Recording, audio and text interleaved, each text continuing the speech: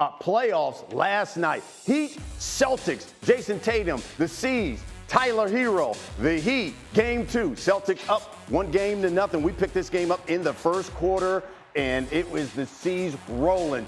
Jason Tatum, Jaylen Brown, back and forth. Hey, Tatum had 28 in this game, Legs. Yeah, Jason Tatum, Jaylen Brown, for the most part, had pretty good numbers. But it wasn't a Celtics-style game, even though Jaylen Brown had this run at the end of the half. No Jimmy Butler. Heat needed a hero. They got one in Tyler Hero. Boy, he led the Heat on a 10-0 run, 14 dimes in this one. Not a traditional point guard. He's a combo guard, but he played like a true point guard in this game, organized their offense, gave them scoring, but more importantly, assisted and facilitated their offense. He certainly set the table just like this. Jaime Jaquez for 3. He had 14 in the starting lineup. It was everybody. I felt like checking in the game with all these threes flying. They made 23 of them. Everybody on their roster, it felt like knocked down open shots when they had an opportunity. Caleb Martin knocks down. Then Tyler Hero does it himself.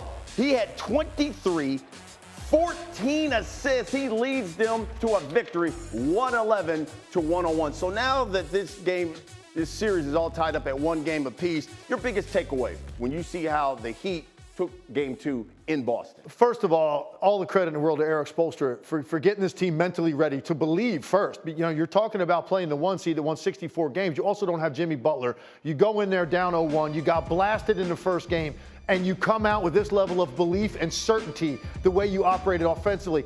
I just thought it was an outrageous shooting performance. That's really what it comes down to. Guys ready to toe up shots and knock them down. Now, I do think Boston contributed to it. I think they had an overreaction to penetration, and then the closeouts were too long. You're going to see an adjustment in game 3. We're going to stay a little bit closer to those shooters and force guys to score in the paint.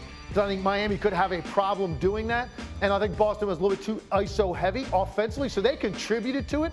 But I'm going to give most of the credit in this to the Heat. It's just more about what they did, I think, than what the Celtics didn't do. I think sometimes we underestimate how good of a coach Erik Spoelstra is. You talk about one of the best there. So based off of that, was that a bad sign, bad game, you think, for the season? I think it's, well, listen, we're going to find out. I think you can only answer that question in the context of what happens next. Because if you are the real deal, you're going to turn this around and go right into Miami and win game 3 before any real vulnerability starts to set in and doubt starts to set in. You won 64 games. You had a 14-game lead on the rest of the conference. You're playing an 8 seed. If you're the Boston Celtics, look, things like this can happen in the series, particularly with a team and an organization with this kind of pride and a coach like Erik Spoelstra. But you've got to turn right back around and flip the script when you go into Miami. You go down 2-1. This thing could linger into a 7-game series, and I think a lot of doubt starts to set in internally. Let's see what their response is. That will be a better answer to the question you just asked me. Biggest adjustment then for the Celtics. Couple things. I think, first of all, they've got to get out of the ISO-heavy basketball. That's not them at their best. They're best when they get downhill on dribble drive, they kick it, they make you chase it, and they've got so much three-point shooting. This is the most prolific three-point shooting team in the league in terms of attempts and makes. That wasn't their game in game 2. This was Miami really doing it to them. So I think get away from the ISOs, and I think you've got to do something with Kristaps Porzingis to take advantage of these switches. He was a complete non-factor in this game.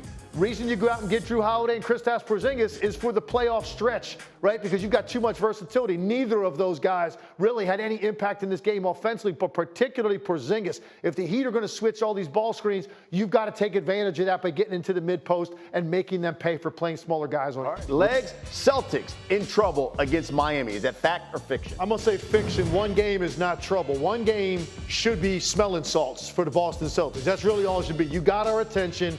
Clearly the better team, more complete, more versatile. They've got to send a message in game 3, though. If they don't go down to Miami and immediately flip this script and win game 3, now you're going to see potentially a 7-game series with a lot of drama. But so far, I can't say it's trouble after just 1 performance. Let's go out west. LeBron, Lakers, will they be swept by Denver? Is that fact or fiction? I'm going to say fiction for this reason. I have too much respect for LeBron James and Anthony Davis on the way that they are playing right now. You think about what happened in game 2.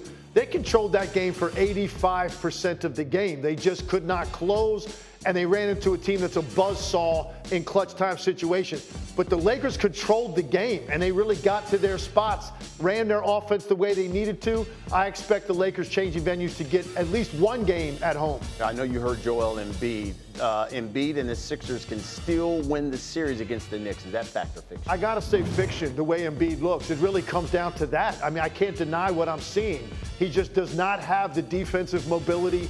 He's not a presence on the glass to the extent that he needs to be, and he's a one-dimensional offensive player now, basically living on the perimeter because he's got no lift in the paint. When you look at Joel Embiid being maybe 60, 70% at max of what he is capable of, I just don't know how the Sixers overcome that, particularly when some of their role players have just not inserted themselves into this series at all to this point. Well, you talked about the big men. Look at this. Joel Embiid hasn't been really himself in the playoffs, especially once the fourth quarter starts. In both games combined, Embiid just 11 fourth quarter points, and he has yet to record a rebound. 52 of Embiid's 63 total points in this series have come in the first three quarters. So can Philly overcome Joel Embiid, you think, obvious limitations and win games 4? Look, it's not out of the question because I think the Knicks are uncertain in a lot of ways, right? Their offense is a little bit sporadic. You don't know exactly where it's coming from, and Jalen Brunson hasn't found his rhythm yet. It's been Josh Hart. Absolutely. So can the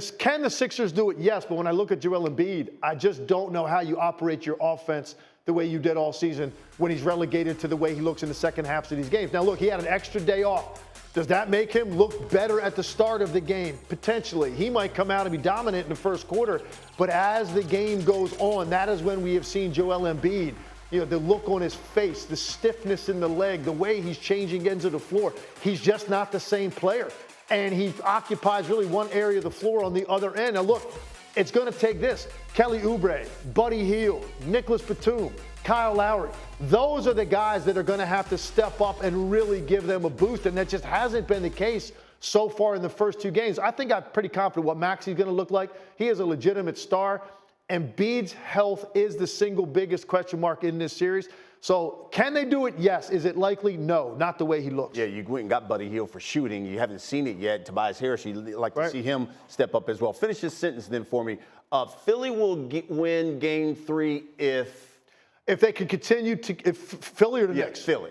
Philadelphia will win this series if they get some help from their supporting cast and Jalen Brunson struggles again. I don't think the Knicks are going to win a third straight game with Jalen Brunson shooting the basketball like this. And look, the Sixers have a lot to do with it. The length they have put on him has clearly bothered him. They're doing a great job of trailing him from behind and getting over the top with contests, and I think it's affecting him.